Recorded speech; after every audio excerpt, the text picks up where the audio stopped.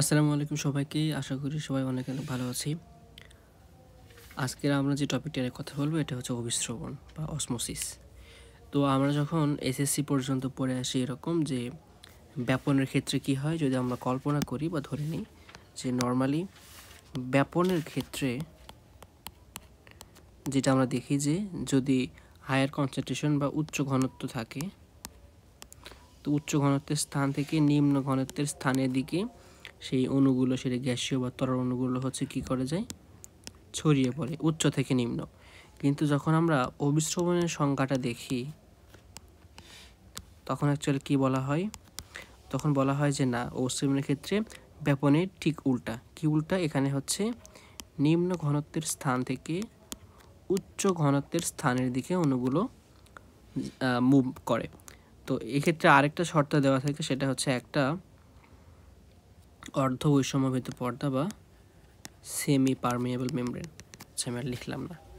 তো আসলে এই যে ঘটনাটা এরকম ঘটে, ধরো আমি যদি উপরে এরকম একটা ফিগার চিন্তা করি যে কোনো একটা জায়গায়, ধরো এটা হচ্ছে সেই জায়গাটা, যে দুইটা একই দ্রবণ, দুইটা হচ্ছে মানে একই পদার্থ দ্বারা তৈরি করা দ্রবণ। ধরো আমরা সেখানে দ্রবণটা তৈরি করলাম কি দিয়ে, যে চিনি আর হচ্ছে পানি দিয়ে, মানে একই পদার্থ দ্বারা তৈরি করা দ্রবণ। আমরা কি করছি, একটাই হচ্ছে এই একটা সেমি পারমিয়েবল যে মেমব্রেন বা অর্ধবৈষম্যভেদ্য পর্দা, এটা এই পর্দার এই পাশে আর ওই পাশে, ধরো হচ্ছে এই পাশে হচ্ছে লেফট, এই পাশে হচ্ছে রাইট। সো রাইট পাশে আমরা ওই পানির মধ্যে চিনিটা হচ্ছে আমাদের কম দেওয়া আছে, হলুদ কালার যেগুলো দেখতে পাচ্ছি এগুলো হচ্ছে চিনি। আর লেফট পাশে যেটা, সেই পাশে হচ্ছে চিনিটা বেশি দেওয়া আছে। তো তার মানে দেখো, এখন চিনি বেশি দেওয়ার কারণে যে ঘটনাটা ঘটলো, যে আমাদের যদি আমরা সমপরিমাণ নিতে চাই, এখানে দেখো আমি কিন্তু এটা সমপরিমাণ রাখছি, উভয় পাশে এটা একটা লেভেল করে রাখছি, সমপরিমাণ রাখছি। বাট এই পাশে কি ঘটনা ঘটছে, এই পাশে চিনিটা আমি কম দিয়ে রাখছি, আবার হচ্ছে পানিটা বেশি। তো যদি কোনো একটা গ্লাসের মধ্যে পানি বেশি থাকে, চিনি কম থাকে, তাহলে সেই দ্রবণের ঘনত্ব কম হবে, এটা স্বাভাবিক। আবার ঠিক লেফট পাশে আমরা কি করছি, এখানে চিনি বেশি দিয়েছি এবং হচ্ছে পানিটা কম আছে এখানে, আর হচ্ছে ঘনত্বটা কিন্তু এখানে বেশি, কারণ কি চিনি বেশি। তার মানে এখানে আমাদের দ্রবণের ঘনত্ব বেশি। বাট আমরা যদি হচ্ছে সলিউট আর সলভেন্টের কথা চিন্তা করি, যদি আমরা সলিউট আর সলভেন্টের কথা চিন্তা করি, তাহলে কিন্তু ঘটনাটা একটু ডিফারেন্ট হবে। ধরো হচ্ছে সলিউট মানে কি, দ্রব, যেটা অ্যাকচুয়ালি আমাদের হচ্ছে চিনি। আর সলভেন্ট হচ্ছে দ্রাবক, যেটা অ্যাকচুয়ালি হচ্ছে পানি। তো দেখো, ব্যাপন বা অভিস্রবণ এদের আলটিমেটলি উদ্দেশ্য হচ্ছে কোনো একটা জায়গায়, পুরোপুরি জায়গায় সমপরিমাণে অবস্থান করা। যেমন ধরো ব্যাপনের ক্ষেত্রে কী হয়, কোনো একটা জায়গায় যদি গন্ধ বেশি থাকে, সেই গন্ধটা আস্তে আস্তে ছড়িয়ে পড়ে চারিদিকে এবং সব জায়গায় সমপরিমাণে অবস্থান করে।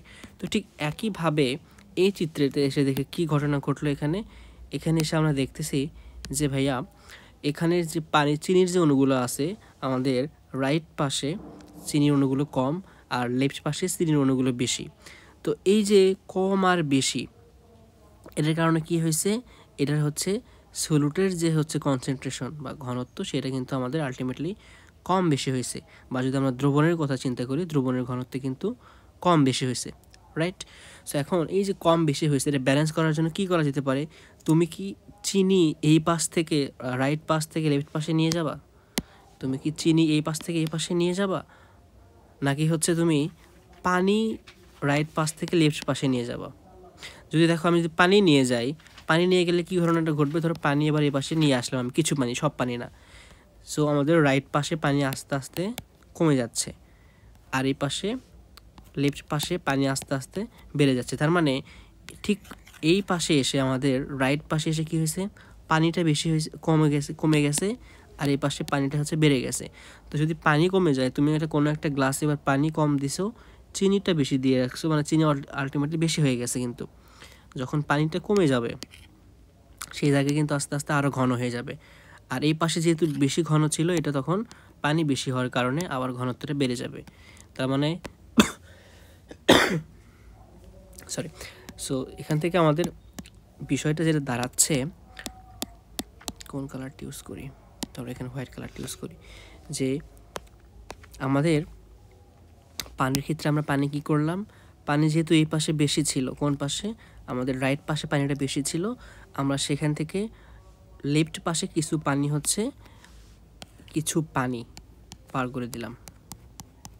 সো পানি পার করে দেওয়ার পরে কী দেখলাম, যে আমরা চিনির লেভেলটা এবার এই পাশেও চিনি যেরকম ঘন মনে হচ্ছে, এই পাশেও ঠিক চিনি একই রকম ঘন মনে হচ্ছে। তার মানে এবার সলুট বা হচ্ছে দ্রব, যেটা এই দ্রবর ঘনত্বটা বা হচ্ছে দ্রবের যে অবস্থানটা দুই পাশে সম পরিমাণে অবস্থান করছে। তো দুই পাশে সম পরিমাণে অবস্থান করার ফলে কি হচ্ছে, দ্রবণের ঘনত্বটা সেম হচ্ছে।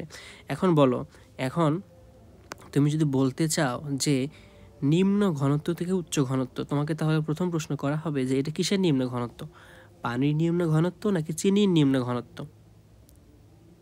তখন তুমি এখানে কিন্তু আটকে যাবে। তুমি যদি বলে দাও যে দ্রবণের নিম্ন ঘনত্ব উচ্চ ঘনত্ব, তাহলে ইটস ওকে।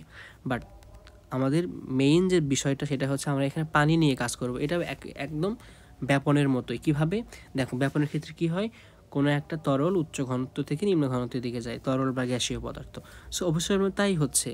এই পাশে আমাদের পানি বেশি ছিল, মানে কি, পানি অনেক বেশি আছে, বা ধরো কোনো একটা সেন্ট অনেক বেশি আছে, সেই সেন্টটা কি হবে, চারদিকে ছড়ে যাবে বা পাশে সরে যাবে।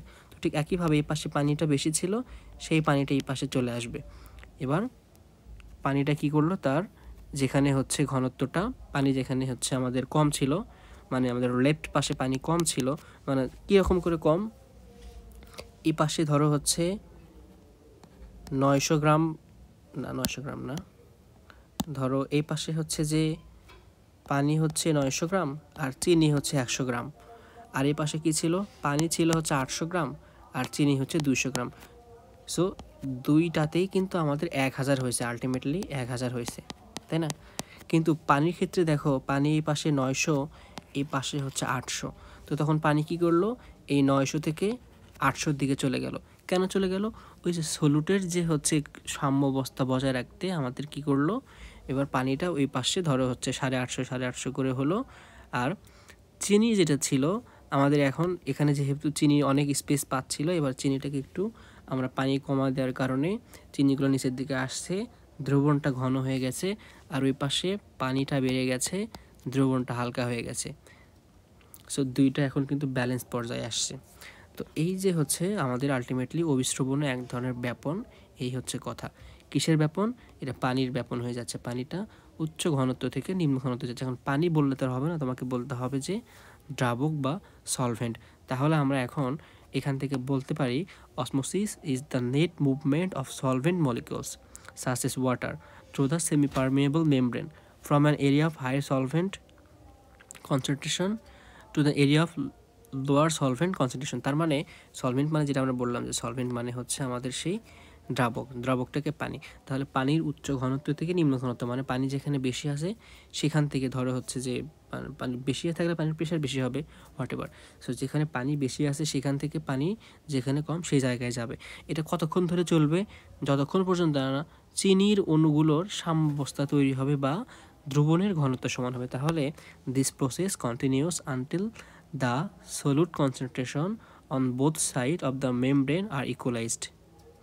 তাহলে it is type of diffusion of specific to the movement of the water across a membrane that blocks the passage of many solutes. তার মানে দেখো, এই মেমব্রেনটা কিন্তু চিনি পার করে নাই, শুধুমাত্র সলভেন্ট বা দ্রাবকটা কিন্তু পারাপারে হেল্প করছে। আশা করি আমাদের হচ্ছে অভিস্রবণ নিয়ে যে প্রবলেমটা ছিল সেটা ক্লিয়ার।